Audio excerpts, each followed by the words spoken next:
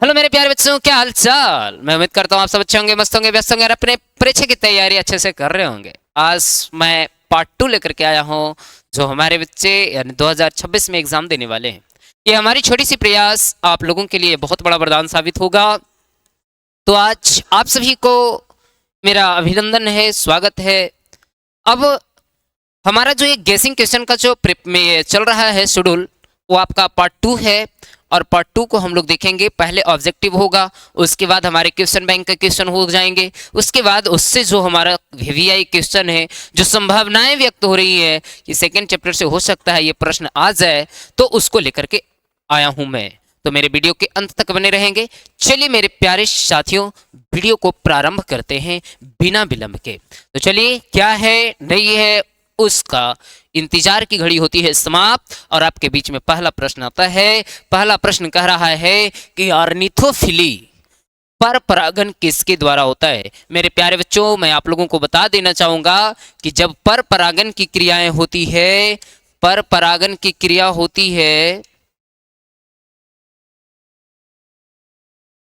पर परागन की क्रिया जो होता है, ये करने के लिए हमें दो माध्यम की आवश्यकता होती है। एक हम आप लोगों को बताए थे जैविक माध्यम, और एक हम आप सबों को बताए थे अजैविक माध्यम।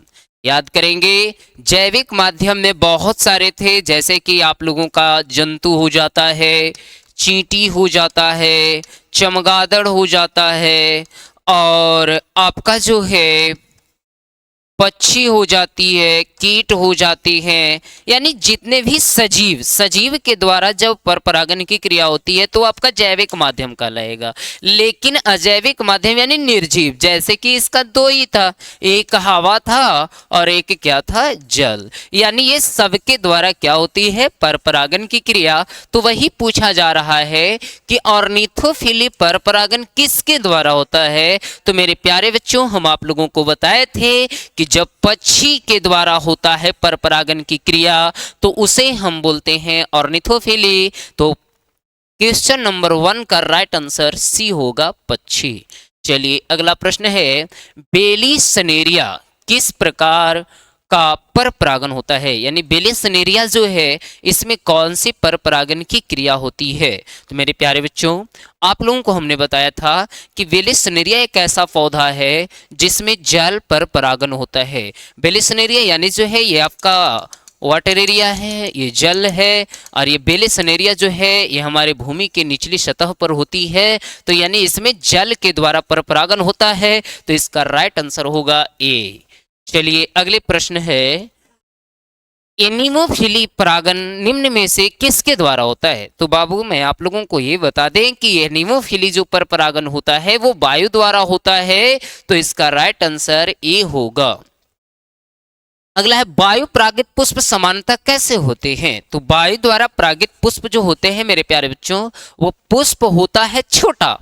पुष्प क्या होता है, छोटा होता है, और वो रंगहीन होता है। अब आप लोग को जब पढ़ा रहे थे तो हमने बताने का काम ये किया था कि जब वायु, क्या उसको कोई कलर से मतलब है, नहीं। यदि आप छत पे कपड़ा को डालोगे तो लाल, हरा, ब्लू ये सब कपड़ा डालोगे, तो क्या लाल वाला ज्यादा उड़ेगा और ब्लू वाला कम उड़ेगा, नहीं। सब एक जैसा उड़ेगा कि नहीं। तो यानी हवा को रंग से कोई मतलब नहीं है। तो हवा द्वारा जो पर परागन होगा वो रंगहीन होगा। पुष्प कैसा होगा, रंगहीन होगा, और पुष्प कैसे होंगे, छोटा होगा। लेकिन उसका जो वर्तिकाग्र है वो लंबा होता है, क्योंकि जब वर्तिकाग्र, देखिए ये पुष्प की संरचना छोटा होगा, पुष्प की संरचना क्या होगा, छोटा होगा, लेकिन ये वर्तिकाग्र जो है क्या होगा, लंबा। ये वर्तिकाग्र ऐसा मत समझ लेना कि ये बेलीसनेरिया, नहीं, ये हम समझाने के लिए इस पौधे का इस्तेमाल किए हैं। तो यानी जो वर्तिकाग्र इसमें क्या होता है, लंबा होता है।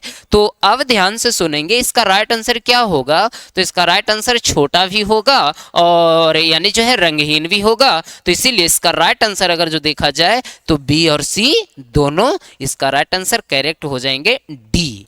चलिए, कहता है अगुणित भ्रूणपोष निम्नांकित में से किसकी विशेषता है। तो अगुणित भ्रूणपोष जो विशेषताएं जो व्यक्त करती है वो आपका अनावृत बीजी, किसको, अनावृत बीजी। तो इसका राइट आंसर बी हो जाएगा। छठा कहता है कि निम्नलिखित में से किस पौधे में स्वपरागन होता है? निम्नलिखित में से यानी किस में स्वपरागन होता है? तो मेरे प्यारे बच्चों ध्यान से सुनना, यदि एक लिंगी होगा तो वो तो दूसरे पौधे पे डिपेंड होंगे, द्विलिंगी होगा तब ना वो खुद व खुद किसी पे डिपेंड नहीं रहेगा।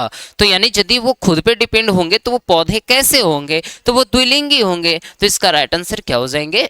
बी।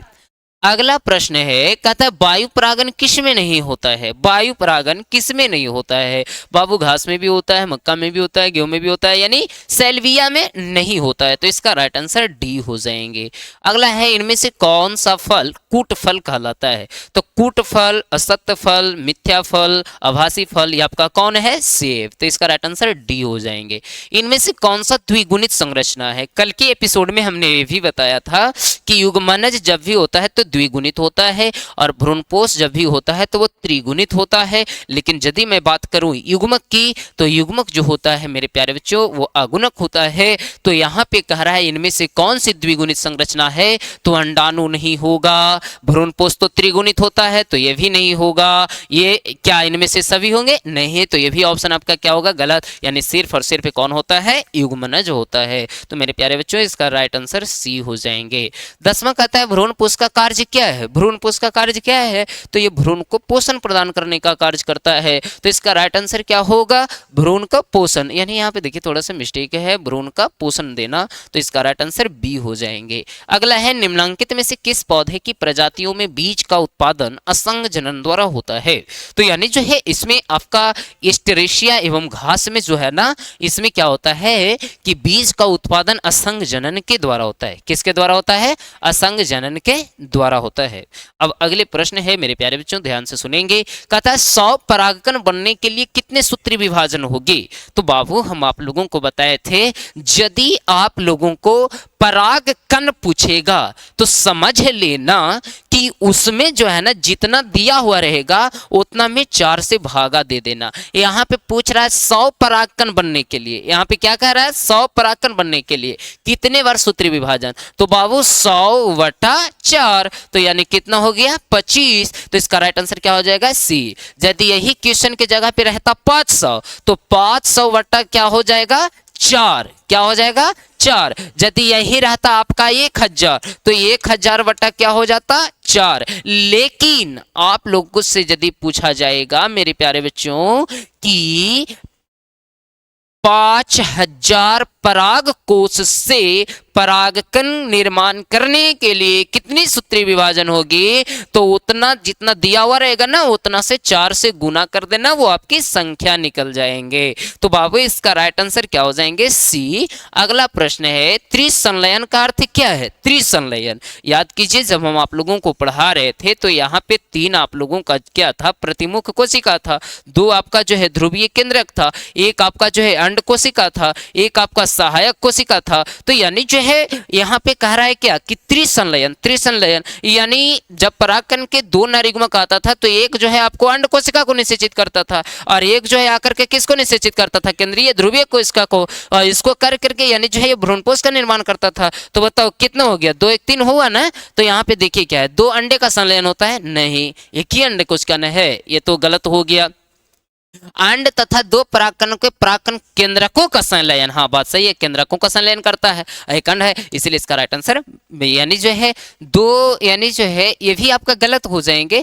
2 पोलर केंद्रक और एक नारीगुमक का संलयन, हाँ ये यहाँ पे 2 पोलर केंद्रक है यानी जो है पोलर न्यूक्लियस है। तो यानी 2 ये है और एक नारीगुमक आ गया, इसलिए इसका राइट आंसर सी हो जाएंगे। देखिए ये भी थोड़ा सा यानी जो है मत कर देना कि यानी इसका बी टिक आउट करवा दिया, नहीं देखो बी को मैंने कट कर दिया है, सी होगा इसका राइट आंसर।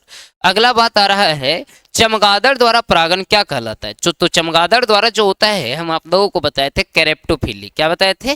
कैरेप्टोफिली। तो इसका राइट आंसर सी हो जाएंगे। अगला प्रश्न है घेंघा द्वारा, तो घेंघा द्वारा क्या होता है? तो मेलेकोफिली होता है, तो इसका राइट आंसर ए हो जाएंगे। क्वेश्चन की संख्या थोड़ा ज्यादा है तो थोड़ा सा स्पीड में देखना ही होगा। आप लोगों को हम एक बार सोल्यूशन क्लासरूम में दे चुके हैं बढ़िया से शालीनता ढंग से कि एक आपका आंसर गलत है तो क्यों है, आपका एक सही है तो क्यों है, सही है तो क्यों, गलत है तो क्यों, ये सारा रीजन हम आप लोगों को बता दिया है यहाँ पे।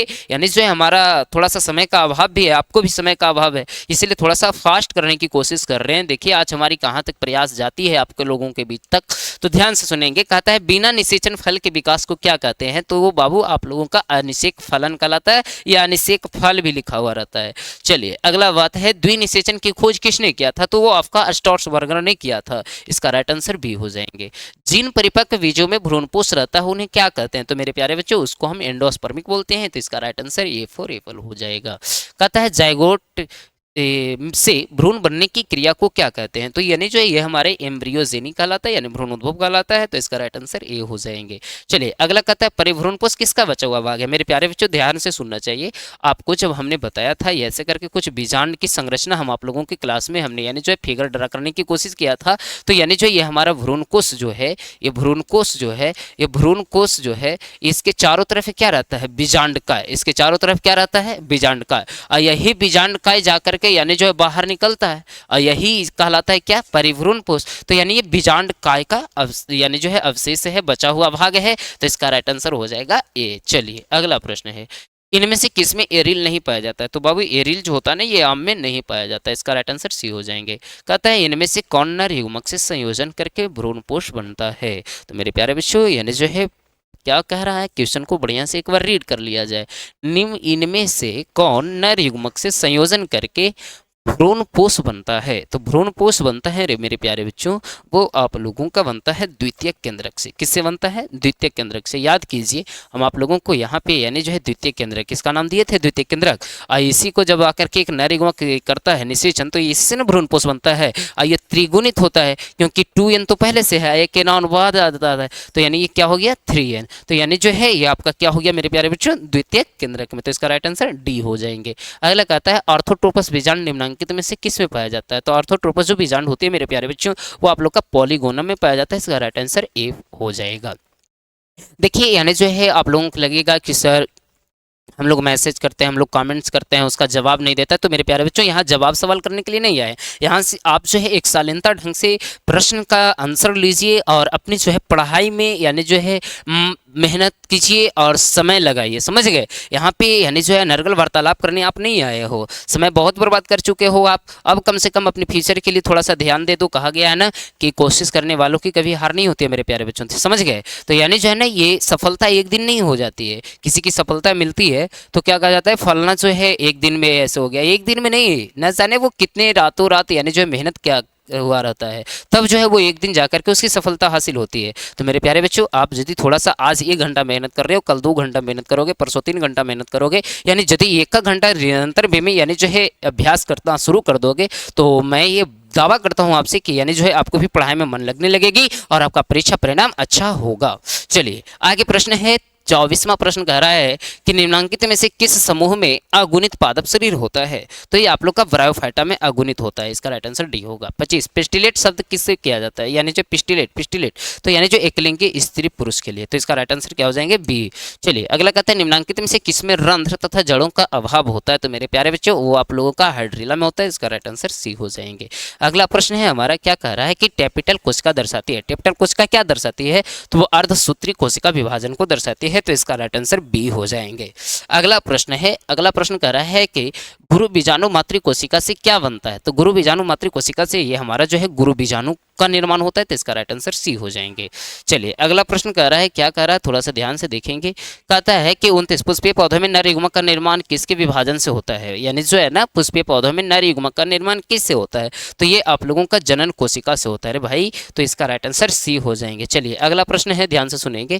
कहता है कि जब जयांग स्त्री केसर एक से जुड़े रहते हैं, यानी जयांग में स्त्री केसर ध्यान से सुनना, स्त्री केसर यानी जो है ये स्त्री केसर जो है ना एक दूसरे से जुड़े हुए रहते हैं, तो इसको क्या बोलते हैं। याद कीजिए मेरे भाई लोग, हम आप लोगों को बताए थे कि जब एक साथ जुड़ा हुआ रहता है तो उसको क्या बोलते हैं, युक्तांडपी, और जब अलग अलग होता है तो उसको क्या बोलते हैं, वियुक्तांडपी। क्या ऐसा प्रश्न हम आप लोगों को बताया था, ऐसा कुछ बताए थे कि यदि एक साथ रहेगा तो उसको क्या बोलेंगे, युक्तांडपी, और जब अलग अलग रहेगा तो उसको हम क्या बोलेंगे, वियुक्तांडपी। तो इसका राइट आंसर होगा मेरे प्यारे बच्चों वो आप लोगों का क्या होगा, ये क्या होगा, युक्तांडपी। युक्तांडपी। देखिए यहाँ पे थोड़ा सा मिस्टेक है, युक्तांडपी।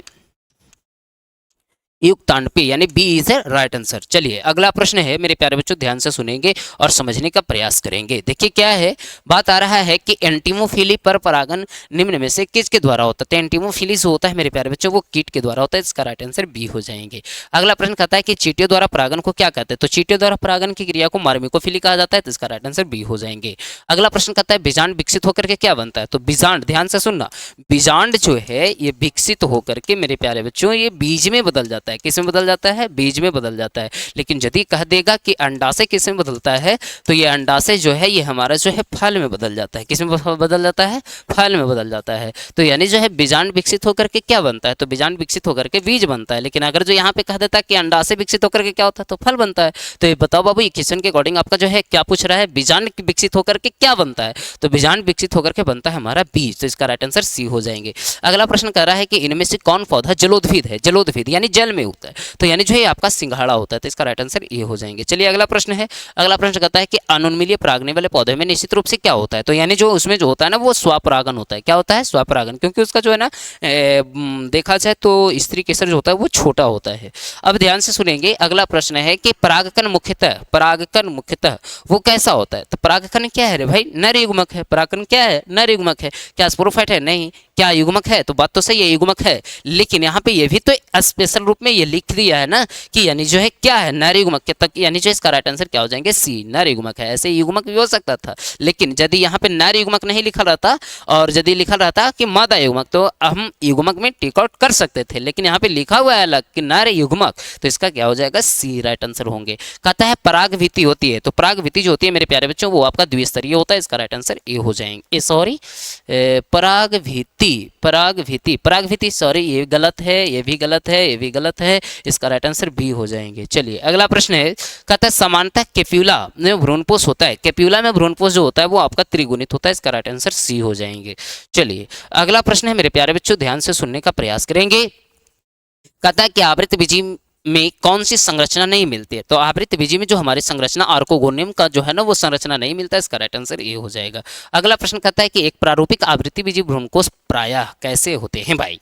तो ये जो है आपका एक प्रारूपिक आवृत्तबीजी भ्रूणकोष, तो भ्रूणकोष ध्यान से सुनना कैसा होता है। तो इसमें जो है आप लोगों का हम बता दें तो ये जो है आप लोग का एक प्रारूपिक आवृत्तबीजी का भ्रूणकोष है। तो बताओ कि के गो कोशिका है, 1 2 3 4 5 6 7, 7 कोशिका हो गया। और कैसा होता है, के गो केंद्रक है, इसमें जोड़ो तो 3 ऊपर हुआ, 3 और 2 बीच में हुआ, तो 3 और 2 5 और 5 और 3 8, तो यानी 8 केंद्रकीय होता है। तो क्या देखिए अब ऑप्शन सेलेक्ट कीजिए, क्या है लिखा हुआ ऑप्शन में, क्या एक कोशिकीय होता है, नहीं। इसमें आपको किसकी कोशिका है, 7, तो ये आपका क्या हो जाएगा, गलत। क्या 2 कोशिका है, नहीं, ये भी क्या हो जाएगा, गलत। क्या 5 कोशिका है, नहीं, ये भी आपका क्या है, गलत। क्या 7 कोशिका है, हाँ है, तो इसका राइट आंसर क्या हो जाएंगे, डी, यानी राइट आंसर डी हो जाएंगे। अगला प्रश्न है कि बीजांड के बीजांडकाय में पाए जाने वाली यानी जो है रचना को स्पोरोफाइट की अंतिम अवस्था है, तो उसे क्या कहते हैं, तो उसे हम गुरु बीजाणु मातृ कोशिका कहते हैं, इसका राइट आंसर ए हो जाता है।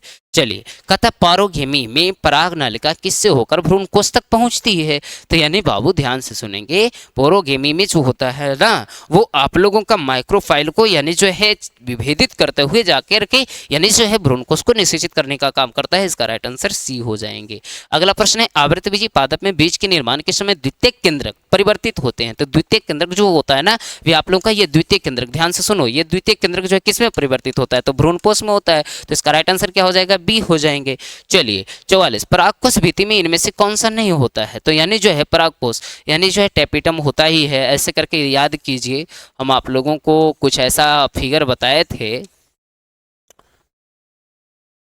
ऐसा करके कुछ फिगर बताए थे, इसके चारों तरफ जो है 3 गो परत रहता है कि नहीं होता है, मध्य स्तर, बाह्य स्तर और आपका जो है मिडिल लेयर, टेपिटम, ये सब होता है। तो बताओ क्या है, एंडोथीसियम, एंडोथीसियम भी होती है, एंडोथीसियम ये भी होता है, मध्य परत ये भी होता है, टेपिटम ये भी होता है, इंटीगुमेंट नहीं होता है। तो यानी जो है ये आपका जो है तो ये सब का क्या हो गया, एंडोथीसियम तो पाया जाता है ना, तो ये भी पाया जाता है, ये भी पाया जाता है, ये भी पाया जाता है, तो इसका राइट आंसर क्या होगा, राइट आंसर होगा आप लोगों का यानी जो है डी, क्या होगा, डी, क्योंकि इंटीगुमेंट नहीं पाया जाता जाता है। तो ये भी कोई मत लगा देना फिर से स्क्रीनशॉट कि यानी जो है सब में टिक कर दिए, नहीं, ये आपका राइट आंसर हम लिख दिए। राइट आंसर आपका क्या है, डी है।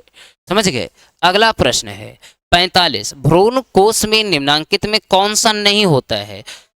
तो भ्रूण कोश में कौन सा नहीं होता है, तो ये आप लोगों का भ्रूण कोश में, ध्यान से सुनो, कौन नहीं होता है, तो इसको पहले समझ लो बढ़िया से, कौन नहीं होता है। तो बताओ, इसमें से आप लोगों को हम बताए थे 2 गो सहायक कोशिका बताए थे, सहायक कोशिका, एक आपका अंड कोशिका, ये आपका ध्रुवीय कोशिका, ध्रुवीय कोशिका, ये आपका प्रतिमुख कोशिका, प्रतिमुख कोशिका, प्रतिमुख कोशिका और तंतुमय समूच। बताओ, ये इतना है, इतना के अलावे कुछ नहीं है। तो ध्यान से सुनो, क्या है, अंड समूच है ना, हाँ अंड समूच है, ये भी आप लोगों का है। अब बताओ, दो ध्रुवीय केंद्रक है कि नहीं है, 2 ध्रुवीय केंद्रक है ना, तो ये भी नहीं होगा आपका, ये भी आपका क्या हो गया, गलत, ये भी आपका क्या हो गया, गलत। गुरु बीजाणु जनन कोशिका, गुरु बीजाणु जनन कोशिका है, गुरु बीजाणु जनन कोशिका तो इसी को ना बोलते हैं रे भाई, बीजांड में न रहेगा, वो तो भ्रूण कोश में नहीं होगा। तो यानी जो है एंटीपोडल्स, एंटीपोडल्स हैं, तो यानी ये भी नहीं होगा। तो इसका राइट आंसर क्या हो जाएगा, सी। चलिए 46, केंद्रकीय भ्रूणपोष में प्राथमिक भ्रूणपोष केंद्रक के विभाजन के बाद क्या होता है। तो ये आपका जो है कोश की भित्ति का निर्माण नहीं होता है। तो इसका राइट आंसर बी हो जाएंगे। निषेचन क्या है, निषेचन क्या है बताओ, अंडा तथा नर न्यूक्लियस का संयोजन है, अंडा तथा नर न्यूक्लियस का क्या है, संयोजन है। तो इसका क्या हो जाएगा, ए आंसर सही है। अंडा तथा नर, अंडा तथा नर न्यूक्लियस, नर न्यूक्लियस, नर न्यूक्लियस का क्या है, संयोजन, ए इसका राइट आंसर होंगे। 48, तथा चिरस्थायी वाहदल निम्न में से किस में पाया जाता है। तो चिरस्थायी वाहदल जो होते हैं ये हमारा बैगन में होता है। देखे होंगे कि बैगन का जो होता है ना, ऐसे करके आप लोग खाए होंगे, तो ये क्या है, वाहदल है ना, तो यानी चिरस्थायी होता है। ये जब तक बैगन आप खाते हो आपके घर के यानी जो है किचन में आ जाता है तब आप हटाते हो वाहदल, ये अपने से हटता नहीं है। लेकिन यदि वही गुलाब में देखोगे तो गुलाब में वाहदल नीचे की ओर बेचारा रहता है, यानी वो अलग हो जाता है, लेकिन बैगन में ये वाहदल साथ में रहता है। तो यानी चिरस्थायी, चिरस्थायी यानी वो हमेशा रहता है। तो आपका किस में रहता है, बैगन में रहता है। ऑप्शन नंबर ए इसका राइट आंसर होगा। युग्मनज क्या है रे भाई, अगुणित है, नहीं, अगुणित वो होगा जो सिंगल होगा। लेकिन यहाँ पे ये क्या हो गया, गलत। क्या त्रिगुणित, नहीं, ये आपका भ्रूणपोष त्रिगुणित होता है, ये भी आपका क्या हो जाएगा, क्या इनमें से कोई नहीं है, द्विगुणित है ना रे भाई। तो इसका राइट आंसर क्या हो जाएंगे, बी। चलिए 49, 50वां क्वेश्चन है, बहुभ्रूणता सबसे ज्यादा किस में होती है। तो बहुभ्रूणता सबसे ज्यादा होता है मेरे प्यारे बच्चों, वो जिम्नोस्पर्म में होता है। किस में होता है, जिम्नोस्पर्म में होता है, जिम्नोस्पर्म में होता है। तो चलिए अब आगे प्रश्न की ओर चलते हैं, ध्यान से सुनने का प्रयास करेंगे।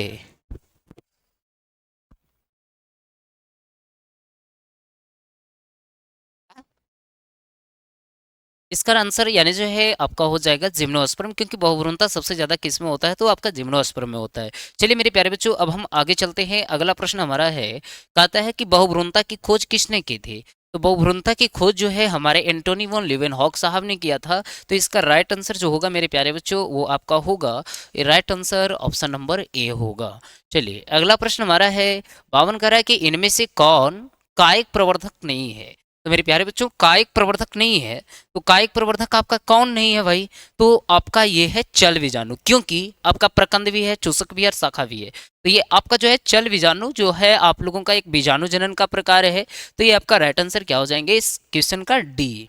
चलिए अगला प्रश्न है, निषेचन के पश्चात बीजांड परिवर्तित होता है। अभी बताए थे बाबू कि बीजांड जो है निषेचित होकर के ये बदलता है बीज में, और अंडाशय जो है यह निषेचित होकर के बदलता है फल में। तो बाबू ये आपका किस में बदलता है, बीज में। तो इसका राइट आंसर बी होगा। अगला है कि अनिषेक जनन समानतः मिलता है, किस में मिलता है, तो ये आपका अंगूर में मिलता है। इसका राइट आंसर हो जाएगा ए।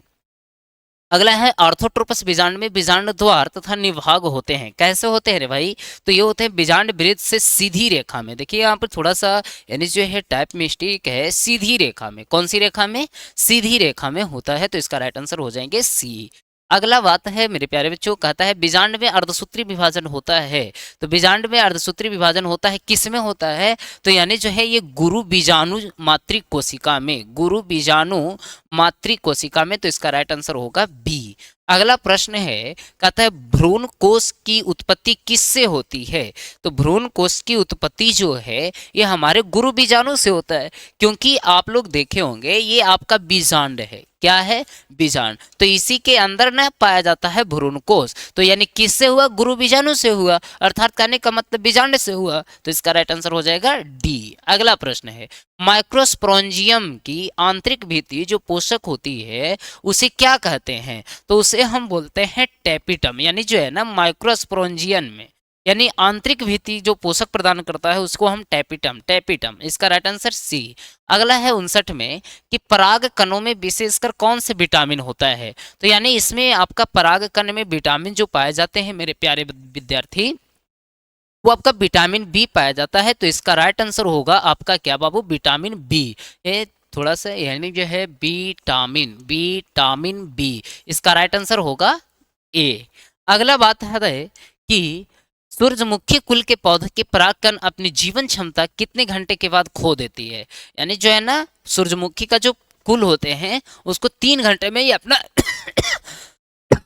जीवन क्षमता को खो देता है। अगला बात आ रहा है, ध्यान से सुनेंगे, देखिए क्या है। अगला बात है कि भारतीय आवृतबीजी भ्रूण विज्ञान के जनक कौन है? भारतीय, भारतीय कौन है भाई? तो यानी जो है ये आपका होगा पी माहेश्वरी। कौन है? पी माहेश्वरी। इसलिए इसका राइट आंसर डी होगा। कहता 62, बीज के उस अंकुरन को जिसने बीजपत्र भूमि के ऊपर आ जाते हैं उसे क्या कहते हैं? तो उसे हम बोलते हैं बाबू भूम्योपरिक। भूमि के ऊपर यानी ऊपरी, यानी भूम्योपरिक। इसका राइट आंसर बी होगा। अगला कहता है कि पॉली एम्ब्रियोनी पाई जाती है, किसमें पाया जाता है? तो ये आपका सिट्रस में पाया जाता है। तो इसका राइट आंसर बी होगा। अगला प्रश्न हमारा आ रहा है, देखिए ध्यान से सुनेंगे। कहता है कि भ्रूण पोषण क्या है? भ्रूण पोषण क्या है? यानी जो है यहाँ पे देखिए थोड़ा सा लिखा गया है, भ्रूण पोष क्या है? क्या द्विगुणित है? नहीं। द्विगुणित कौन होता है?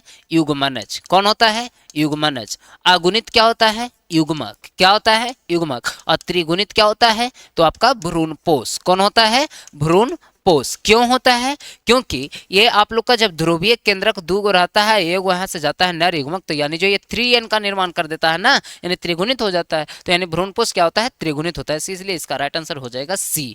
अगला प्रश्न है, केंद्रकीय भ्रूणकोश में निम्न में से किस में होता है? केंद्रकीय भ्रूणकोश, तो ये आपका सेब में, सेब में किस में होता है? सेब में। चलिए अगला है कोशिकीय भ्रूणपोष। कोशिकीय भ्रूणपोष किस में होता है? तो कोशिकीय भ्रूणकोष आपका धतूरा में होता है। किस में होता है? धतूरा में होता है। देखिए बाबू समय का अभाव है इसीलिए थोड़ा सा फास्ट कर रहे हैं, आप लोग सारे बच्चे बढ़िया से ध्यान से देखेंगे। अगला है 67, भ्रूणपोष की उत्पत्ति किससे होती है? तो भ्रूणपोष की जो उत्पत्ति होती है मेरे प्यारे बच्चों वो गुरु बीजाणु से होती है। किससे होती है?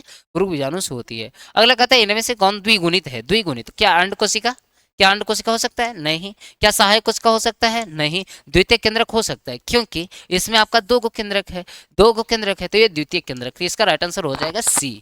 अगला प्रश्न है, पराग नलिका का बीजांड दौर से बीजांड में प्रवेश कहलाता है। क्या कहलाता है भाई? तो जब ये प्रवेश कहलाता है तो पोरोगेमी कहलाता है। इसका राइट आंसर ए हो जाएगा। अगला बात है बीजांड के वृंत को क्या कहते हैं? तो ये आपका फ्यूनिकल कहलाता है। इसका राइट आंसर ए हो जाएगा। अगला प्रश्न है कि वह स्थान जहां बीजांड बीजांड वृंत से जुड़ता है, मेरे प्यारे बच्चों ध्यान दीजिएगा, ये आपका कुछ ऐसे करके हमने फिगर बताया था और ऐसे करके कुछ बताया था आप लोगों को फिगर। क्वेश्चन क्या कह रहा है कि वह स्थान जहां बीजांड बीजांड वृंत से जुड़ता है, बीजांड बीजांड वृंत से जुड़ता है, यानी ये वाला पॉइंट को क्या बोलते हैं? हाइलम। क्या बोलते हैं? हाइलम लिखाए थे, यानी नाभिका, नाभिका। तो इसका राइट आंसर हो जाएगा डी। क्या हो जाएगा? डी। चलिए एनाट्रोपस बीजांड होता है। एनाट्रोपस बीजांड कैसा होता है? तो ये उल्टा होता है। कैसा होता है? उल्टा होता है। जैसे कि ये अभी देख रहे हो ना, मान लिया जाए हम ऐसे ही इसको हम सीधा मानते हैं, तो यानी जो है ये बीजांड सीधे क्या हो जाएगा? ये बीजांड सीधे जो है आपका हो जाता है उल्टा। कैसा हो जाता है मेरे प्यारे बच्चों? ये उल्टा हो जाता है। ये बीजांड जो है ना आपका उल्टा रहेगा। क्या हो जाएगा, उल्टा हो जाएगा। तो इसका राइट आंसर होगा आपका बी। अगला प्रश्न है 73, सेमल में किसके द्वारा परागण होता है? तो सेमल में परागण होता है वो मेरे प्यारे बच्चों चमगादड़ के द्वारा होता है। किसके द्वारा होता है? चमगादड़ के द्वारा, इसीलिए इसका राइट आंसर ए हो जाएगा। अगला प्रश्न है 74 कि पुष्पी पादपों में लैंगिक जनन में निम्नलिखित में से कौन सा अंग भाग लेते हैं? पुष्पी पौधों में लैंगिक जनन में निम्नलिखित में से कौन सा भाग लेता है? क्या जड़ भाग लेता है? नहीं। जड़, देखिए ध्यान से सुनेंगे, आपका जो है पौधा का दो भाग होता है। पौधा का कितने भाग? दो भाग होता है। एक आपका लैंगिक भाग होता है और एक आपका कायिक भाग होता है। कायिक भाग के अंतर्गत आता है आपका जड़, तना, पत्ती, बीज, ये सब होता है। लेकिन लैंगिक भाग के अंतर्गत कौन होता है? फूल। तो ध्यान दीजिए क्वेश्चन क्या कर रहा है, पुष्पी पादपों में लैंगिक जनन में निम्नलिखित में से कौन सा अंग भाग लेता है? तो क्या जड़ लेता है? नहीं। तना लेता है? नहीं। पत्ती लेता है? नहीं। कौन लेता है? फूल। तो इसलिए इसका राइट आंसर ए हो जाएगा। चलिए समझ में आ रहा है, आगे ध्यान से सुनेंगे। कहता है एक प्रारूपिक पुष्प में प्रायः कितने प्रकार के पुष्प पत्र पाए जाते हैं? पुष्प में कितने पत्र? तो ये आपका चार। कितने बाबू? चार। अगला है निषेचन के बाद फल का निर्माण निम्न में से किससे होता है? तो बाबू ये आपका जो है बताओ, बीजांड से किससे होता है? बीज का। बीजांड से किससे होता है? बीज का। और अंडाशय से किसका होता है? फल का। तो इसलिए इसका राइट आंसर बी हो जाएगा, अंडाशय से। अगला प्रश्न है मेरे प्यारे बच्चों, ध्यान से सुनेंगे। कहता है 77 किस फल का बीज छोल खाया जाता है? तो बीज छोल जो खाया जाता है बाबू, ये आपका जायफल का भी खाया जाता है, लीची का भी खाया जाता है, शरीफा का भी खाया जाता है। इसीलिए इसका राइट आंसर डी होगा, इनमें से सभी। इनमें से सभी, इनमें से सभी, डी फॉर डॉग। चलिए अगला प्रश्न है निम्न में से असत्य फल किसे कहा गया? तो निम्न में से असत्य फल उसी को कहा गया है जिसका निर्माण में यानी जो है पुष्पासन भाग लेता है, उसी को हम क्या कहते हैं? असत्य फल। चलिए अगला बात आता है कि असत्य फल का उदाहरण निम्न में से कौन है? तो असत्य फल का उदाहरण आपका जो है सेब। असत्य फल को ही कुट फल बोला गया है, सॉरी मिथ्या फल बोला गया है, आपका जो है अवास्तविक फल बोला गया है, इसी को आभासी फल बोलते हैं, सेब। चलिए अगला बात आ रहा है पुष्प कृषि को निम्न में से क्या कहते हैं? तो ये यानी जो है पुष्प की कृषि की खेती को यानी करना ही फ्लोरिकल्चर कहलाता है। क्या कहलाता है? फ्लोरिकल्चर कहलाता है। इसलिए इसका right answer A for Apple हो जाएगा। 81 कह रहा है कि पुष्प के नर जनन संरचना को क्या कहते हैं? तो ध्यान देना, आपका जो है पुष्प के मुख्यतः दो भाग होते हैं। पुष्प के मुख्यतः कितने भाग होते हैं? दो भाग। एक आपका नर भाग होता है, सॉरी अभी ध्यान से पहले देख लीजिए, देखिए क्या है। पुष्प के मुख्यतः दो भाग होता है, एक आपका आवश्यक, पहले ये बता देते हैं उसके बाद हम बताएंगे तो ज़्यादा समझ में आएगा आप लोगों को, और एक होता है सहायक। मेरे प्यारे विद्यार्थी आवश्यक जो होते हैं ये आपका दो प्रकार के होता है, एक आपका होता है पुमांग और एक आपका होता है जयांग। एक आपका पुमांग और दूसरा जयांग। और सहायक में होता है एक आपका वाहदल और एक होता है आपका वाहदल पुंज और एक होता है दलपुंज। एक होता है दलपुंज। क्या होता है? दलपुंज होता है। ध्यान दीजिएगा, एक आपका दलपुंज और दूसरा आपका क्या रे बाबू? वाह दलपुंज। तो पुमांग की इकाई को क्या कहते हैं? पुंकेसर कहते हैं। क्या कहते हैं? पुंकेसर। और जयांग की इकाई को क्या कहते हैं बताओगे? तो जयांग की इकाई को हम बोलते हैं स्त्री केसर। क्या बोलते हैं? स्त्री केसर बोलते हैं। क्या बोलते हैं? स्त्री केसर। अब ध्यान दीजिएगा, वाह दलपुंज की इकाई को क्या बोलते हैं मेरे प्यारे विद्यार्थी? बताओ। तो वाह दलपुंज की इकाई को हम बोलते हैं वाहदल। क्या बोलते हैं? वाहदल। क्या बोलते हैं? वाहदल। और दलपुंज की इकाई को क्या बोलते हैं? दल। तो मेरे प्यारे विद्यार्थी ध्यान दीजिएगा, यहाँ पे कह रहा है कि पुष्प के यानी जो है नर जननांग संरचना, तो नर जननांग होता है पुमांग और मादा जननांग होता है जयांग। तो बताओगे पुमांग हो गया नर, पुमांग हो गया क्या? नर। तो इसीलिए इसका राइट आंसर क्या हो जाएगा? A for Apple. चलिए अगला प्रश्न है आपका, पराग तथा स्पोर्स के अध्ययन को क्या कहते हैं? पराग तथा स्पोर्स के अध्ययन को हम पॉलिनोलॉजी कहते हैं। इसका राइट आंसर ए होगा। कहता है कि कुछ पुष्पों के पराग कण एवं वर्तिकाग्र के बीच कुछ प्राकृतिक रोध होते हैं, यानी अवरोध हो जाता है, नहीं जा पाता है, जिनके कारण परागकण मुश्किल से होता है। परागन की क्रिया जो होता है ना, मुश्किल से होता है, तो होता ही नहीं, उन्हें क्या कहते हैं? यानी होगा या नहीं होगा उसी को क्या कहते हैं? तो आपका हार्कोगेमी कहलाता है। चलिए राइट आंसर सी होगा। पुष्प के मादा जनांग को क्या कहते हैं? पुष्प के मादा जनांग को अभी बताया, नर जनांग को पुमांग और मादा जनांग को जयांग कहते हैं। अगला है आवृत पुष्प में यानी जो है निम्न में से किस में होता है? तो यानी ये आपका कनकौआ में। किस में होता है? कनकौआ में। इसका राइट आंसर ए होगा। अगला है समकाल्पवक्ता, निम्न में से किस में होता है समकाल्पवक्ता? तो ये आपका गुल्लेवास में होता है। किस में होता है मेरे प्यारे विद्यार्थी? गुल्लेवास में होता है। अगला प्रश्न है हार्कोगेमस पुष्प निम्न में से कौन है? हार्कोगेमस, हार्कोगेमस पुष्प क्या है भाई? तो ये आपका जो होगा मदार। क्या रे बाबू? मदार। मदार मतलब क्या होता है? अकमन का फूल, जिसको हम लोग आम बोलचाल की भाषा में बोलते हैं। अकमन का फूल जो शंकर जी का प्रिय है। मंदार माला कुंताली काले है, तो यानी जो है ये आपका मंदार। चलिए इसका राइट आंसर बी होगा। अगला बात है पुष्पबंद रहते हैं, पुष्पबंद रहते हैं कौची में? क्लिप्टोगेमी में, क्लिप्टोगेमी में, क्लिप्टोगेमी में, तो इसका राइट आंसर बी होगा। अगला प्रश्न है पौधे का ऐसा कौन सा भाग है जिसमें एक के अंदर दूसरी पीढ़ी है, एक के अंदर दूसरी पीढ़ी है? तो वो आपका बीज। क्या रे बाबू? बीज, क्योंकि बीज के अंदर भ्रूण बनता है ना। चलिए अगला स्वपरागन का दुर्गुण है, यानी स्वपरागन का क्या दुर्गुण है भाई? तो ये आपका डाइकोगेमी। क्या रे बाबू? डाइकोगेमी। इसका राइट आंसर क्या होगा? बी। अगला है कि अंडक के बिना निषेचित हुए विकसित होना क्या कहलाता है? अंडक के बिना निषेचित होना क्या कहलाता है बताओ? तो ये आप लोग का पार्थिनोकार्पी कहलाता है। इसका राइट आंसर ए होगा। अंड उपकरण से होती है, अंड उपकरण से क्या होता है भाई? तो अंड व सहायक कोशिकाएं। क्या होता है? अंड एवं सहायक कोशिकाएं। इसका राइट आंसर डी होगा। तो चलिए 93 क्वेश्चन की ओर चलते हैं। कहता है परागकण का सबसे बड़ा केंद्रक होता है, परागकण का सबसे बड़ा केंद्र कहाँ होता है भाई? तो ये आप लोग का नलिका केंद्रक में। इसका राइट आंसर हो जाएगा ए। चलिए अगला प्रश्न हमारा आ रहा है, कह रहा है कि सतफल का निर्माण किससे होता है? सतफल का निर्माण किससे होता है? तो सतफल का निर्माण में जो भाग लेता है वो आपका अंडा से होता है, और सतफल के निर्माण में पुष्पासन भाग लेता है। अब ध्यान से सुनना, 94 हो गया। 95 क्वेश्चन की ओर चलते हैं। कहता है एम्फीमिक्सिस है, बताओ कैसा होता है? तो ये आप लोगों का शुक्राणु एवं अंड का संलयन होता है। तो इसका राइट आंसर होगा बी। अगला प्रश्न है 96, भ्रूण कोश के सेंट्रल कोशिका, भ्रूण कोश के सेंट्रल कोशिका क्या होता है? क्या बताओ कौन होते हैं? तो द्वितीय केंद्रक। तो इसका राइट आंसर होगा बी। अगला प्रश्न है कि मिसोगेमी, मिसोगेमी, मिसोगेमी है तो ये अध्यावरण या इंटेगुमेंट, इंग्लिश वर्ड है इंटेगुमेंट, के द्वारा पराग नलिका का आगमन। चलिए इसका राइट आंसर बी हो जाएगा। अगला बात आता है रैफी है, रैफी क्या है रैफी भाई? तो ये बीजांड वृंत के द्वारा बना हुआ उभार है, बीजांड वृंत के द्वारा जो उभार रहता है ना, ऐसे करके आप लोगों को हम बताए थे। तो ये उभार निकला, ये उभार, तो ये उभार आप लोगों का रैफी कहलाता है। तो इसका राइट आंसर हो जाएगा क्या? आपका बी। चलिए अगला बात आ रहा है कि निम्न में से किसमें जल द्वारा परागन होता है? जल द्वारा, किसमें? जल द्वारा। तो सी। क्या रे बाबू? सी, हाइड्रीला में। किसमें बाबू? हाइड्रीला में। ध्यान दीजिएगा कमल जो है ना, जल द्वारा पर परागन उसी में होगा जो जल के अंदर होगा। जल के कहाँ होगा?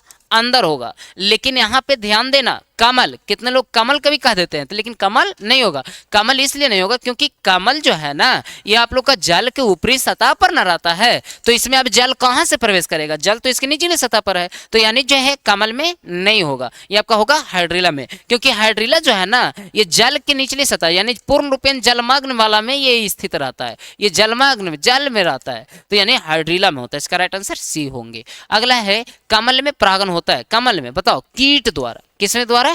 कीट के द्वारा होता है। चलिए अगला बात है पराग से अगुणित वृक्ष का विकास क्या कहलाता है? बताओ पराग से अगुणित वृक्ष का विकास क्या कहलाता है? बताओ।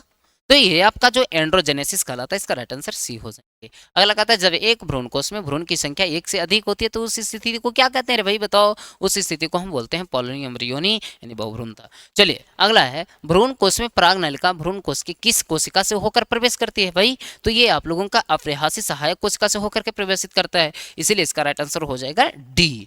देखिए आपका जो है ये आपका ये दोनों सहायक कोशिका था ना, तो इसी को भी भेदित करते हुए न जाता था, तो इसका राइट आंसर हो जाएगा डी। चलिए अगला प्रश्न है निम्न में से कौन सा एक बीजांड को निरूपित करता है जिसमें भ्रूणकोश घोड़े के नाल के समान मुड़ जाता है और बीजांड वृंत और बीजांड द्वार पास आ जाते हैं, तो उसे क्या कहते हैं? वो कैसा बीजांड कहलाता है? तो वो आपका जो कहलाता है एम्फीट्रोपस कहलाता है। इसका राइट आंसर सी हो जाएगा। चलिए अगला प्रश्न है, कहता है कि द्विबीजपत्री पौधे के समान भ्रूणकोश के केंद्रकों की संख्या की व्यवस्था क्या होती है? केंद्रकों की संख्या की व्यवस्था क्या होती है भ्रूणकोश के? तो बताओ रे बाबू कैसा होता है? आप लोग बताइए, थोड़ा सा गिनोगे, आप लोग भी अपना दिमाग लगाओगे, ध्यान से सुनो। तो बताओ ऊपर में कितना है? 3, उसके बाद कितना है? 2, नीचे में कितना है? 3। अगर जो नीचे से भी अगर जो करते हैं तो नीचे कितना? पहले 3, उसके बाद बीच में कितना है? 2, और उसके बाद कितना है? 3। तो ये 3 2 3 दोनों बराबर आया कि नहीं आया? पीछे से कभी काउंट कर सकते हैं? बीच से कभी काउंट कर सकते हैं? नहीं। तो बताओ यहाँ पे कह रहा है कि द्विबीजपत्री पौधे के समान भ्रूणकोश के केंद्रकों की व्यवस्था क्या होती है भाई? तो ये आप लोगों का यदि ऐसा नजर आ रहा है तो यही आपका राइट आंसर है। तो बताओ कौन होगा? बताओ कौन होगा? 3×2 होगा कि नहीं होगा? इसका राइट आंसर बी हो जाएंगे। चलिए, एक पादप स्पीसीज की उसकी सहायक कोशिका में 8 गुणसूत्र होते हैं, बताइए उसकी एनुरोला परत में की कोशिकाओं में गुणसूत्र की संख्या क्या होगी? तो यानी जो है इसका राइट आंसर होगा आपका बी, यानी 24। कहता है अब तक ज्ञात सबसे कठोर प्रतिरोधक जैव पदार्थ कौन है बताओ? तो ये आपका जो है स्पोरोपोलेनिन।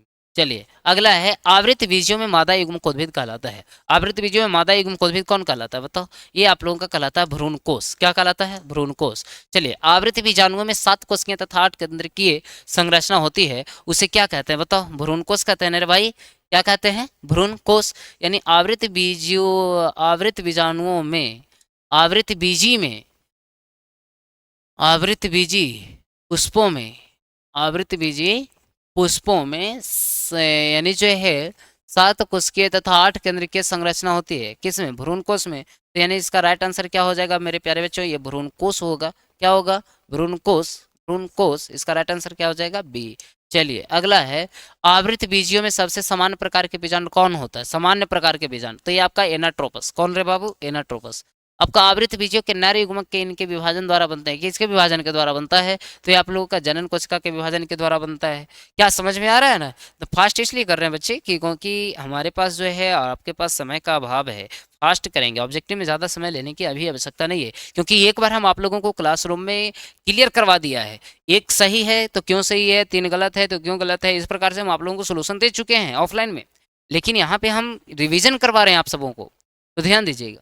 अगला प्रश्न है कि दिए गए पौधों की संरचनाओं के युग्मकों की किसमें ये गुणसूत्रों की संख्या अगुणित होती है? किसमें होता है? तो ये आप लोगों का अंड कोशिका तथा प्रतिव्यासंत कोशिका में। इसका राइट आंसर बी हो जाएगा।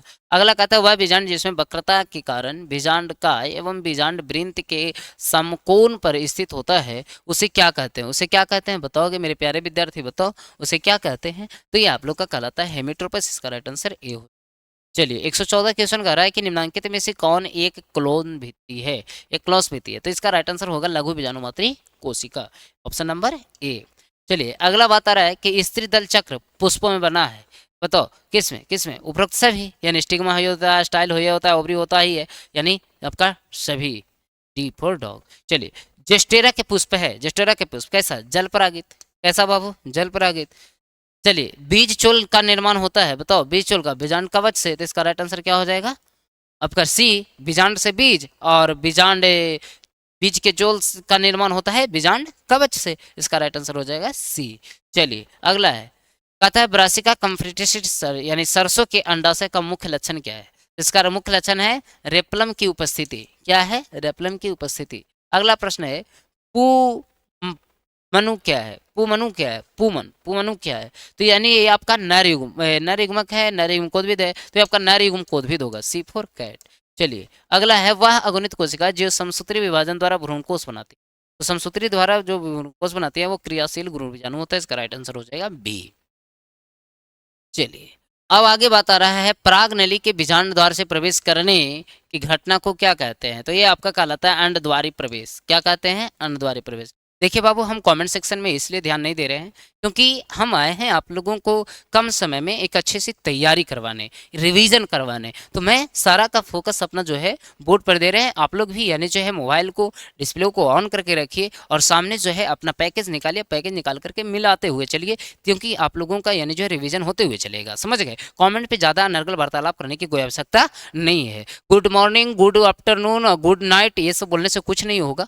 बस सिर्फ अपना पढ़ाई करो। समझ गया? यदि आपका परफॉर्मेंस अच्छा आएगा रे भाई तो आपको लोग सम्मानित करेंगे, आपको लोग सम्मानित नज़र से देखेंगे। लेकिन यदि आप सम्मानित नहीं होगे, यदि आप अच्छे परफॉर्मेंस को नहीं दिखा पाओगे, तो लोग आपको जो है ना गंदी नज़रिया से देखना शुरू कर देगा। लोग जो है आपके नाम पे गालियाँ देना शुरू कर देगा। क्या करता था, बाहर में रह करके पढ़ता था, नहीं पढ़ा, ये हुआ वो हुआ। बाबू, कामयाबी सब लोग खोजते हैं। समझ गए? तो यानी मेहनत कीजिएगा। समझ गए? हाँ, इस पर ध्यान दीजिएगा। अब चलते हैं आगे, समय ज़्यादा विलंब न करेंगे। अगला प्रश्न है हमारा, अनावृत बीजी भ्रूणपोष होता है। अनावृत भ्रूणपोष कैसा होता है भाई? तो ये आपका अगुणित होता है। इसका राइट आंसर ए होगा। अगला बात आ रहा है द्विनिषेचन का परिणाम होता है। द्विनिषेचन का परिणाम क्या होता है? भ्रूणपोष होता है। इसका राइट आंसर सी हो जाएगा। अगला बात आ रहा है हाइपेंथेडियम पुष्पकर्म पाया जाता है। किसमें पाया जाता है? तो पीपल में। इसका राइट आंसर ए होगा। चलिए, अगला प्रश्न आ रहा है कि निम्न में से किस पादप में बीज तो बनता है लेकिन पुष्प नहीं? बीज बनता है लेकिन पुष्प नहीं। चीड़ में। चीड़ में। चलिए, अगला पुष्पों में एम्फिब्रियम उभयस्थली किसमें संबंधित है? तो ये आप लोगों का यानी जो है ब्रायोफाइटा में। किसमें बाबू? ब्रायोफाइटा में। इसका राइट आंसर बी हो जाएगा। क्या होगा? बी होगा। चलिए अगला प्रश्न है। अगला प्रश्न कहता है कि प्रतीप एनाट्रोपस बीजांड में बीजांड द्वार की स्थिति किस तरफ होती है? तो ये आप लोगों का यानी जो है नीचे की ओर होती है। किधर की ओर होती है? नीचे की ओर। याद कीजिए आप लोगों को ऐसे करके कुछ बताए थे। हम एक फिगर में हम सबका नाम भी लिख देते हैं, आप लोगों को याद हो जाएगा, रिवीजन हो जाएगा क्या है नहीं है। समझ गए? ये आप लोगों को तो जान ही रहे होंगे। ये आपका भ्रूण कोश है, ये आपका बीजांड वृंत है, ये आपका क्या है? बीजांड वृंत है। ये आपका बीजांड वृंत है। ये आपका जो है हाइलम है। क्या है? हाइलम। ये आप लोग का क्या है? ये आप लोग का बीजांड द्वार है। क्या है बच्चा? बीजांड द्वार है। बीजांड द्वार है। बीजांड द्वार है। और ये आप लोगों का क्या है रे भाई? बीजांड द्वार के अपोजिट साइड जो होते हैं वो आप लोग का क्या कहलाता है? तो अपोजिट साइड को हम लोग बोलते हैं निभाग। क्या बोलते हैं? निभाग। और ये जो चारों तरफ जो मोटी सी आवरण होती है इसी को हम क्या बोलते हैं? अध्यावरण। और इसके जालीनुमा अंदर संरचना होता है इसको क्या बोलते हैं? बीजांडकाय। क्या ऐसा बताए हैं आप लोग को? हाँ बताए हैं, ध्यान से देखना। तो यानी जो है ये इस प्रकार से था। अब ध्यान से सुनो, ये आप लोग का हाइलम हो गया, बीजांड द्वार हो गया, ये आपका भ्रूण कोश है। क्या है रे बाबू? भ्रूण कोश। तो बताओ ये कह रहा है ना कि प्रत्येक बीजांड में क्या होता है? तो इसका बीजांड द्वार जो होता है ना नीचे की ओर होता है, नीचे की ओर। तो इसका राइट आंसर बी हो जाएगा।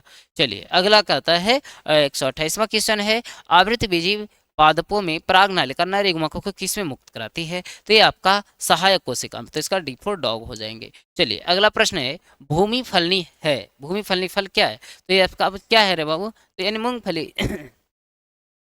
पुष्पी पादप में आर्चस्पोरियम से बनती है। क्या बनती है? तो यानी दोनों भित्तियों में स्पोरोजियस कोशिका। इसका राइट आंसर डी हो जाएगा। अगला है, आवृत बीजियों का नर युग्मकोद्भिद होता है। आवृत बीजियों का नर युग्मकोद्भिद क्या होता है अरे मेरे प्यारे बच्चों? तो ये आपका त्रिकोशिकीय होता है। इसका राइट आंसर सी हो जाएगा।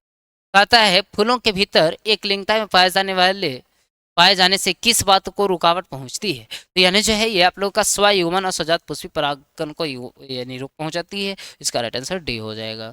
अगला है, बीजांड के प्रवेश द्वार पर चलना तंतु रूप उपकरण क्या करता है?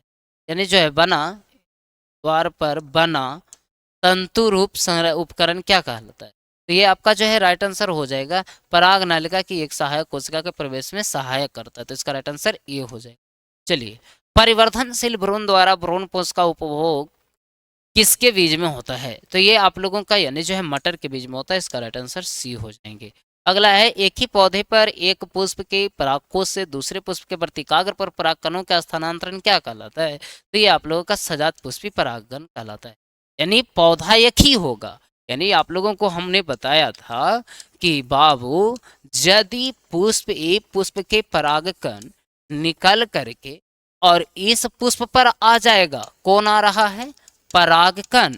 तो ये आप लोग का सजात पुष्पी कहलाएगा, जिसको हम लोग गिटोनोगेमी बोलते हैं। लेकिन यदि पौधा भी चेंज हो जाएगा, पौधा क्या हो जाएगा? चेंज हो जाएगा, यानी इसका परागकण यहाँ आ गया तो ये आप लोग का कहला जाएगा पर परागण। तो बताओ क्या कह रहा है कि एक ही पौधे पर, पौधा एक ही है, पुष्प के पराग को से दूसरे पुष्प के वर्तिकाग्र परागकणों के जाने स्थानांतरण क्या कहलाता है? तो सजात पुष्पी परागण। इसका राइट आंसर बी हो। चलिए, वायुपरागित पुष्प कैसे होते हैं? वायुपरागित पुष्प जो होते हैं ना वो छोटे होते हैं, बड़ी संख्या में शुष्क परागकण उत्पन्न करते हैं। क्योंकि यदि ज्यादा मात्रा में परागकण न उत्पन्न करेगा तो क्या इतना आप यानी जो गारंटी नहीं ना हो सकता है कि यदि एक निकालेंगे तो ये हवा जो है जाकर के उसके वर्तिकाग्र पे बैठाएगा? नहीं, यानी जो है एक आध दो इधर उधर गिर भी तो सकता है, भटक भी तो सकता है। तो चलिए आगे बात आ रहा है। तो इसका राइट आंसर क्या हो जाएंगे? बी, ज्यादा मात्रा में करेगा। निम्नांकित में से किसमें परागकण का ऑटोगेमी होता है? Autogamy autogamy autogamy autogamy autogamy यानी क्लिस्टोगेमी में। किसमें होता है? क्लिस्टोगेमी में। इसका सी फॉर राइट आंसर। चलिए, वायुपरागण समानता पाया जाता है। वायुपरागण किसमें पाया जाता है? तो आपका घासों में। किसमें बाबू? घासों में। इसका right answer B for ball होगा। चलिए, कहता है फिलीफॉर्म। फिलीफॉर्म उपकरण एक प्रमुख अभिलक्षण है। किसका है भाई? तो ये आपका सहायक कोशिका का। इसका राइट आंसर बी हो जाएंगे। चलिए अगला प्रश्न हमारा आ रहा है, कहता है कि निम्नांकित में से किसकी जाति में बीजांडकाई बहुभ्रूणता पाई जाती है? तो ये आप लोगों का होता है बाबू सिट्रस में। किसमें होता है मेरे प्यारे विद्यार्थी? सिट्रस में होता है। इसका राइट आंसर डी हो जाएगा। चलिए अगला प्रश्न है, कहता है कि आवृत बीजों के कभी कभी भ्रूणपोष को प्रभावित करते हैं, यह असमानता क्या कहलाती है? तो ये असमानता जो है ना प्रभाव कहलाता है। इसका right answer D for dog होगा। अगला है, इनमें से किसका पुष्पासन खाया जाता है? किसका पुष्पासन खाया जाता है? तो आपका जो है बी, सेब का पुष्पासन खाया जाता है। क्योंकि इसका पुष्पासन का निर्माण, पुष्पासन से आपका फल का निर्माण होता है। आप लोग को बताया था कि आभासी फल के निर्माण में यानी पुष्पासन भाग लेता है। लेकिन पुष्पासन किसका खाया जाता है? तो सेब का। चलिए अगला 143 क्वेश्चन है, गेहूं में परागन किसके द्वारा होता है? गेहूं में परागन जो होता है वो वायु के द्वारा होता है। इसका राइट आंसर ए होता है। अगला कहता है आवृत बीजी पौधे में भ्रूणपोष में गुणसूत्रों की यानी जो सूत्र गुणता क्या होती है? सूत्र गुणता क्या होती है? तो बताओ, एन क्या होता है? युग्मक का। एन किसका होता है? युग्मक का। 2n किसका होता है? युग्मनज का। 3 किसका होता है? भ्रूणपोष का। तो इसका राइट आंसर C4 कैट होगा। चलिए अगला बात है, दिए गए पौधों की संरचना के युग्मकों के किस्म गुणसूत्रों की संख्या अगुणित होती है। तो यानी आपका अंड कोशिका तथा प्रतिव्यासांत कोशिका, ये रिपीट क्वेश्चन है, आपका B4 बॉल हो। चलिए, एंथेसिस की परिघटना संबंधित है। एंथेसिस की परिघटित यानी ये पुष्प कलिका का खुलना, इसका राइट आंसर डी हो जाएगा। चलिए 147 क्वेश्चन है, सिट्रस में असंगजनिक भ्रूण विकसित होते हैं किसमें? किसमें बताओ? तो ये आप लोग का मातृ बीजाणु विविध उत्तक से। तो इसका राइट आंसर B4। अगला प्रश्न है, आवृत बीजी पौधे के भ्रूणपोष गुणसूत्र की सूत्र गुणता क्या होती है? तो यानी जो है आवृत बीजी बताओ 3n, अभी हमने बताया था। भ्रूणपोष कितना बार बताएं? ये आपका 3n रिपीट क्वेश्चन है ये। चलिए बी। अगला, नई प्रजाति के जनन के पुष्प कलिका से पुंकेसर का निकलना क्या कहलाता है? पुंकेसर से निकलना क्या कहलाता है? तो यानी इमेस्कुलेशन कहलाता है। इसका राइट आंसर B4 बॉल। अगला का, अब देखिए अब बारी आ रहा है आप लोगों का क्वेश्चन बैंक का। क्वेश्चन का ध्यान से सुनेंगे। देखिए क्या है क्वेश्चन आप लोगों का, यानी जो है इस प्रकार से आप लोगों को हमने पढ़ा दिया था क्लास नोट्स कॉपी में कि पुंकेसर तथा स्त्री केसर का नामांकित चित्र द्वारा परिभाषित करें। तो बाबू देखिए क्या है, सिर्फ चित्र बनाना है, ज्यादा कुछ करना नहीं है। ये आप लोगों को बता दिए थे। कहता है बीजांड को परिभाषित करें। बीजांड को क्या करें? परिभाषित करें। तो कह देंगे कि यह एक प्रकार का मादा युग्मकोद्भूत होता है। यह पुष्पों के निषेचन क्रिया के बाद बीज में बदलता है। सिर्फ परिभाषा करना, 2 नंबर का क्वेश्चन है मेरे भाई। तो ये आपका कदम में किसके द्वारा, ये सब आप लोगों को बताया हुआ है। ये आप लोगों का इतना जो है 2 मार्क्स का क्वेश्चन है, समझ गए? इसको थोड़ा सा देख लीजिएगा। अब आगे ध्यान से सुनेंगे। देखिए क्या है आगे बात आ रहा है, कह रहा है अब जो है हम आप लोग को लेकर के आए हैं गेसिंग क्वेश्चन। क्या है बाबू? गेसिंग क्वेश्चन। देखिए गेसिंग क्वेश्चन क्या है, इसको पहले देख लिया जाए। तो पहला क्वेश्चन है, पुंकेसर तथा स्त्री केसर, पुंकेसर तथा स्त्री केसर नामांकित चित्र दर्शाएं। नामांकित चित्र दर्शाएं, नाम लिख करके चित्र दर्शा देना है। यानी जो है स्त्री केसर सिर्फ कह रहा है, तो स्त्री केसर कह रहा है तो सिर्फ इतना बनाना है, ज्यादा कुछ नहीं बनाना है, इतना ही बनाना है। ये आप लोग का क्या हो गया? स्त्री केसर नामकरण कर देना। ये आपका वर्तिकाग्र हो जाएगा, और ये आपका क्या हो जाएगा? वर्तिका। और ये आपका क्या हो जाएगा? बीजांड। और ये क्या हो जाएगा? अंडाशय। इतना में आपका कितना नंबर मिल जाएगा? 2 नंबर। अच्छा, आप कहोगे क्या सर, ये तो बता दिए। पुंकेसर को बताइए सर, ये तो आपके स्त्री केसर को आपने बता दिया। अब पुंकेसर, तो पुंकेसर में ज्यादा कुछ नहीं करना रे भाई, ये ऐसे करके फुला देना है और इस प्रकार से ऐसे करके बना देना, ठीक है। और यहाँ पर से इस प्रकार से ऐसे करके कर लेना। अब जो है इसको इंडिकेट कर देना। इसको हम लोग बोलते हैं परागकोश। क्या बोलते हैं? परागकोश बोलते हैं। इसको हम क्या बोलते हैं? इसको हम बोलते हैं आपका पुतंतु। क्या बोलते हैं? पुतंतु। इसको क्या बोलते हैं? योजक। इतना इंडिकेट कर दोगे ये आपका क्लियर हो जाएगा, ठीक है। इतना में आपका 2 नंबर मिल जाएगा। चलिए अगला प्रश्न है। अगला प्रश्न कहता है बीजांड को परिभाषित करें। तो बीजांड को परिभाषित क्या करोगे? ये जो है आप लोग को पादप पुष्प का विभाग होता है। कहा गया कि अंडाशय के अंदर स्थित वह संरचना जो निषेचन के बाद बीज में विकसित होता है, उसे क्या कहते हैं? बीजांड। ऐसे मादा युग्मक अंडकोश का स्थित होता है। क्या हमने आप लोगों को नहीं बताया है? बता दिया है। चलिए ये अब बात आगे आता है, ध्यान से सुनेंगे। अगला है कि कदम में परागन किसके द्वारा होता है? तो कदम में परागन जो होता है ना, मुख्य रूप से वो चमगादड़ के द्वारा होता है। किसके द्वारा? चमगादड़ के द्वारा होता है। चलिए ये भी क्वेश्चन आपका क्लियर है। कहता वायु परागित पुष्पों के अनुकूलन को लिखो। तो वायु द्वारा परागित पुष्पों के अनुकूलन यानी कैसा होता है? तो वो पुष्प छोटे होते हैं, रंगहीन होते हैं, गंधहीन होते हैं, परागकण बहुत हल्के होते हैं, सूखे और धूल के समान होते हैं, ताकि हवा उड़ाएगा। अब हल्का नहीं होगा तो उसको हवा उड़ा करके लेके जाएगा नहीं। तो यानी जो है हवा को उड़ाने के लिए हल्का होना चाहिए परागकण। वो जो है आपका जो है कम ज्यादा मात्रा में करेगा तभी ना जाएगा, है कुछ जाएगा, कुछ इधर भी गिर जाएगा। तो यानी जो है ये आपका ज्यादा होगा, तो ये आपका अनुकूलन है, ठीक है। आइए पुष्प अधिक संख्या में परागकण उत्पन्न करते हैं। देख लिए ये जो है ना पुष्प आपका क्या करता है? अधिक मात्रा में परागकण को निकलता है। चलिए अगला है गिटोनोगेमी किसे कहते हैं? तो कहता है ना कि जब एक ही पौधे, अभी आप लोग को बता रहे थे, ऑब्जेक्टिव सॉल्यूशन दे रहे थे, तो अभी हम आप लोग को बताए कि गिटोनोगेमी जब पौधा एक ही होगा और कोई दूसरा पुष्प के वर्तिकाग्र जो है परागकण आपका कहाँ से निकल करके, परागकोश से निकल करके वर्तिकाग्र पर चला जाता है, तो उसी को हम क्या कहते हैं, गिटोनोगेमी। तो वही तो लिखा हुआ है कि जब एक ही पौधे के एक पुष्प के परागकण उसी पौधे के दूसरे पुष्प के वर्तिकाग्र पर पहुंचते हैं तो इसे क्या कहते हैं, गिटोनोगेमी यानी सजात पुष्पी कहते हैं। और यह कार्यात्मक रूप से परपरागन है, लेकिन अनुवांशिक रूप से स्वपरागन है। समझ गए क्या बोल रहे हैं, कार्यात्मक रूप से क्या है, परपरागन, लेकिन अनुवांशिक रूप से क्या है, स्वपरागन। ये ध्यान देना, बहुत सारे मास्टर इसको छोड़ देते हैं टॉपिक को। अगला बात आ रहा है कि महत्वपूर्ण परिभाषा है, ध्यान से सुनेंगे। आपका जो प्रोटेंड्री क्या है, प्रोटोगाइनी क्या है, हेरकोगेमी क्या है, तो कह देंगे देखो प्रोटेंड्री, जब पुष्प में परागकोश यानी नर भाग स्त्री केसर से पहले परिपक्व हो जाता है तो उसे हम क्या कहते हैं, प्रोटेंड्री कहते हैं। क्या कहते हैं, प्रोटेंड्री कहते हैं। अब प्रोटोगाइनी क्या कहता है कि जब स्त्री केसर यानी मादा भाग परागकोश से पहले परिपक्व हो जाता है तो उसे हम क्या बोलते हैं, आपका जो है प्रोटोगाइनी बोलते हैं। और हेरकोगेमी किसे बोलते हैं कि जब पुष्प की बनावट ऐसी हो कि स्वपरागन प्राकृतिक रूप से असंभव हो जाए, यानी प्राकृतिक रूप से उसमें संभव न होगा, तो वो आपका क्या कहलाएगा, हेरकोगेमी। ये सब आप लोगों को था। चलिए अगला प्रश्न हमारा आ रहा है, ध्यान से सुनेंगे। कहता है उन्मिली परागनी पुष्प यानी जो है और बनान उन्मूली परागनी पुष्प क्या होते हैं, तो उन्मूली पुष्प परागनी के ध्यान से सुनेंगे। ये फूल खिले हुए होते हैं और इनके जनन अंग खुले होते हैं जिससे से पर परागन संभव होता है। अनुन्मीलिय में होता है ना कि ये बंद होते हैं, पुष्प क्या होते हैं, बंद होते हैं। ये फूल कभी नहीं खुलते हैं, सदैव बंद रहते हैं, इसीलिए इनमें क्या होता है, केवल स्वपरागन ही होता है। अगला प्रश्न है बाबू, बी पूषण क्या है, बी पूषण, बी पूषण क्या है यानी इमेस्कुलेशन क्या है। तो बी पूषण आप लोग याद कीजिए, कहा गया था कि ऐसे करके कुछ हम आप लोग को बताए थे, फिगर कुछ याद कीजिए,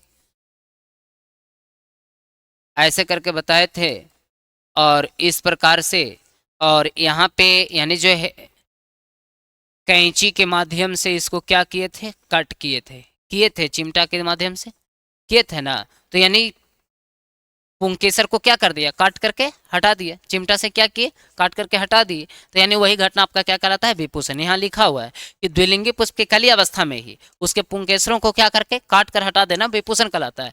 क्यों करते हैं भाई, रीजन क्या है, तो यह कृत्रिम संकरण यानी के लिए ये किया जाता है ताकि अवांछित स्वपरागन से रोका जा सके, यानी जो दूषित परागकण है इसको प्रभावित न करे। समझ गए। अब बात आगे आता है, ध्यान से सुनेंगे। अगला प्रश्न है,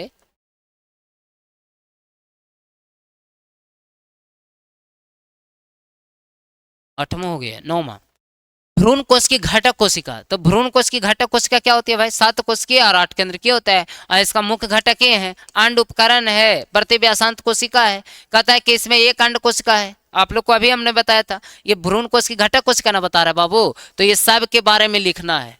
किसके बारे में, सब के बारे में लिखना है। ये आपका ध्रुवीय कोशिका हो गया, ये आपका अंड कोशिका हो गया, ये आपका क्या हो गया, दोनों सहायक कोशिका। इस सब का नाम लिखना है, समझ गए। यही है आप लोग का प्रतिव्यासांत कोशिका, ऊपरी वाला, समझ गए। और अंड उपकरण ये आप लोग का एक सेल, समझ गए। अब बात आगे आता है, ध्यान से सुनिए।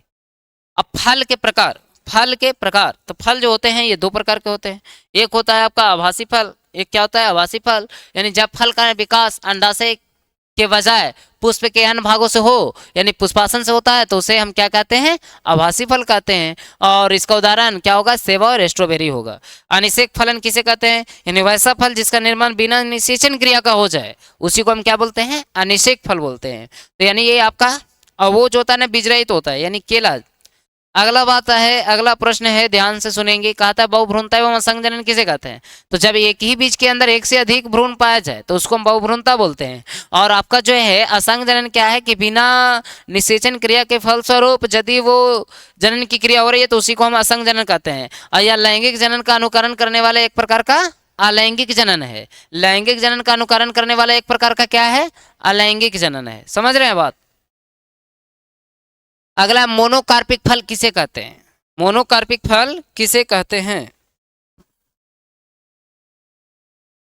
मोनोकार्पिक फल किसे कहते हैं? ध्यान से सुनिएगा, कहा गया है कि वैसा पौधा जो अपने पूरे जीवन काल में केवल एक बार पुष्प और फल देता है, उसके बाद सूख जाता है, तो उसे मोनोकार्पिक कहलाता है। जैसे कि बांस, गेहूं, चावल, नीला कुरेंजी, सब आप लोग को बताए थे। मोनोकार्पिक और पॉलीकार्पिक। पॉलीकार्पिक समयानुसार यानी अपने मौसम के अनुसार जो वो फल फूल देते ही रहता है।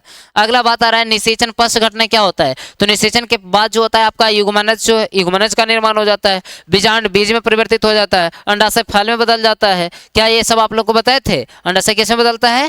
फल में बदल जाता है। तो ये आपका निषेचन पश्च घटना हो गया। क्या हो गया? निषेचन पश्च घटना। अब ध्यान से सुनेंगे, अगला क्या होता है, ये आप लोगों का क्वेश्चन होता है समाप्त। अब दीर्घ उत्तरीय प्रश्न ध्यान से सुनेंगे। कहता है कि पराग कोश के अनुप्रस्थ काटकर टीएस नामांकित चित्र दर्शाएं। ये सब आप लोगों का क्वेश्चन बैंक का। तो ध्यान से सुने कैसे करेंगे। एक परिपक्व पराग कोश के द्विपालित होते हैं, जिसकी प्रत्येक पाली में 2 कोष्ठक होते हैं। इसकी दीवार 4 परतें से होती है। पराग कोश ऐसा बताए थे आप लोगों को, यानी जो कुछ गोला ऐसा बताए थे।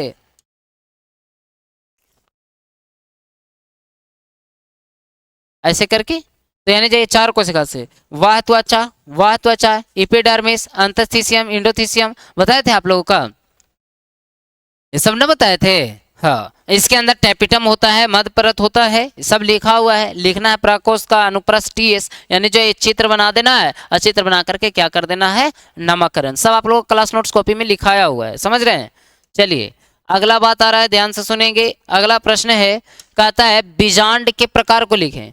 तो बीजांड के प्रकार, तो बीजांड के प्रकार देखिए आप लोग का क्या है। पहला प्रतीप बीजांड। पहला क्या है? प्रतीप बीजांड। ध्यान से सुनेंगे, पहला प्रतीप बीजांड, अनुप्रस्थ बीजांड, हेमिएनोट्रोपस, यानी कहने का मतलब ये सब आप लोग का बीजांड का प्रकार है। कहता है प्रतीप बीजांड में कि यह सबसे समान प्रकार का बीजांड होता है। इसमें बीजांड जो होता है ना 180 डिग्री सेल्सियस पर उल्टा होता है, समझ गए, सेंटीग्रेड पर। और अनुप्रस्थ बीजांड क्या होता है कि इसमें भ्रूणकोश घोड़े की नाल के आकार का हो जाता है, समझ रहे हैं। हेमियोट्रोपस में क्या होता है कि बीजांड द्वार और निभाग क्षैतिज होते हैं। और वक्र क्या होता है? वक्र बीजांड क्या होता है? तो यानी जो है ये आप लोग का बीजांड मुड़ा होता है, जिससे द्वार निभाग की रेखा में एक ही हो जाता है, यानी सीधे रेखा में होता है। अगला है पर परागन और इसके वाहक। पर परागन किसे कहते हैं? जब पर परागन की क्रिया यानी किसी जैविक घटक या अजैविक घटक के द्वारा होता है, उसे पर परागन कहते हैं। जब किसी पादप पुष्प के परागकण किसी दूसरे पादप पुष्प के वर्तिकाग्र पर चला जाता है, तो उसी को क्या कहते हैं? पर परागन है। इसका वाहक आप लोग का एक जैविक होता है, दूसरा अजैविक होता है। जैविक में आप लोग को बहुत सारे बताए थे कि कीट, पक्षी, चमगादड़, घींघा, ये सब होता है। लेकिन आप लोग का अजैविक में क्या होता है? हवा और जल होता है। हवा और क्या होता है बच्चे? जल होता है। आप लोग को बताए थे, ध्यान से सुनेंगे। देखिए लिखा हुआ है, वायु परागन, एनिमोफिली, जल परागन, हाइड्रोफिली, कीट परागन, एंटीमोफिली, पक्षी परागन, ऑर्निथोफिली, जंतु परागन, जूफिली। क्या आप लोग को बताए थे? चलिए अगला ध्यान से सुनेंगे। कहता है गुरु बीजाणु जनन किसे कहते हैं? तो कहता है कि जब गुरु बीजाणु मातृ कोशिका के अंदर जब अर्धसूत्री विभाजन होता है तो 4 कोशिका का निर्माण होता है। इस प्रक्रिया को हम लोग क्या कहते हैं? गुरु बीजाणु जनन कहते हैं। जैसे कि आप लोग को लिखा हुआ है, कहता है गुरु बीजाणु मातृ कोशिका में अर्धसूत्री विभाजन होता है, जिसके द्वारा 4 अगुणित गुरु बीजाणु के बनने की प्रक्रिया को गुरु बीजाणु जनन कहते हैं। और इसके 4 में 3 गुरु बीजाणु नष्ट हो जाते हैं। यानी आप लोग को हम बताए थे कि गुरु बीजाणु मातृ कोशिका के अंदर अर्धसूत्री विभाजन होता है, 4 कोशिका का निर्माण होता है, 3 को नष्ट हो जाता है, 1 सक्रिय बचता है। ये सक्रिय कोशिका के अंदर 3 बार समसूत्री विभाजन होता है, जिसके फलस्वरूप आपका जो है 3 ध्रुवीय केंद्रक, आपका जो है अंडे, ये सब सहायक कोशिका, इस सब का निर्माण किससे होता है? गुरु बीजाणु से। इस प्रकार से बताए थे आप लोगों को। तो यानी जो है ये आप लोग का क्या है? गुरु बीजाणु जनन की प्रक्रिया है। अगला बात आ रहा है, ध्यान से सुनेंगे, दोहरा निषेचन किसे कहते हैं? तो कहता है यह पुष्पीय पौधों की अनूठी विशेषता है। पराग नलिका के 2 नारीगुमक निकलते हैं, और तो 2 नारीगुमक निकलता है ना, तो जब एक नारीगुमक वह जाकर के क्या किसको करता है? तो ध्रुवीय केंद्रक के साथ निषेचित हो जाता है। एक नारीगुमक जो अंड कोशिका के साथ निषेचित हो जाता है। और जब ये दोनों की निषेचन की क्रिया होती है ना, तो इस प्रक्रिया को हम लोग क्या बोलते हैं? दोहरा निषेचन या द्विनिषेचन। क्या बोलते हैं? द्विनिषेचन। ये सब आप लोग को लिखा हुआ है। चलिए कहता है बीज क्या है और इसके विकास की प्रक्रिया। बीज की परिभाषा कहता है कि निषेचित और परिपक्व बीजांड के बीज कहते हैं, या पौधे की भावी पीढ़ी एक वाहक होता है। विकास की प्रक्रिया क्या है? तो भ्रूणपोष का विकास होता है कि निषेचन के बाद सबसे पहले भ्रूणपोष बनता है और भ्रूण को पोषण देता है। भ्रूणपोष क्या होता है? भ्रूण को पोषण देता है। उसके बाद भ्रूण का विकास होता है, युग्मनज विभाजित होकर के प्रीएम्ब्रियो गोलाकार हृदयाकार अंत में यानी परिपक्व भ्रूण बनता है। उसके बाद बीजावरण, बीजांड के आवरण को सूख कर कठोर हो जाना ही बीजचोल तथा अंतः कवच बनाते हैं। ये सब आप लोग को बता दिया गया है, ठीक है। इस समय ज़्यादा समय हम लोग लेंगे नहीं। चलिए अगला बात आ रहा है, ध्यान से सुनेंगे। अगला है आपका क्वेश्चन होता है समाप्त। तो फिर मिलते हैं हम आप लोग से थर्ड एपिसोड में पार्ट 3 के साथ। तो तब तक के लिए बने रहे हमारे इंग्लिश गुरु टीम के साथ। धन्यवाद। जय हिंद, जय भारत।